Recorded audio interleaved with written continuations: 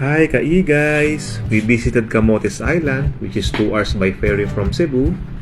Cebu is an hour by plane from Manila. We visited Bukilat Cave.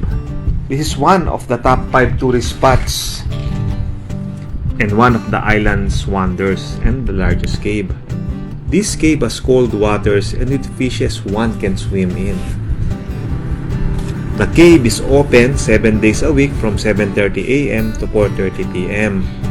The entrance fee is 50 pesos per head. We arrived during high tides, so the water is at least 5 feet deep. Justin has been enjoying swimming in the cold water. We don't want to leave Bukilat Cave, but we need to see other tourist spots here in Camotes Island.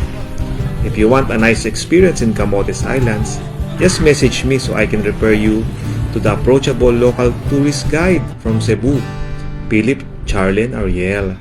Thank you for watching, and may I request if you can follow Egay Dagay Facebook page and YouTube account. See you!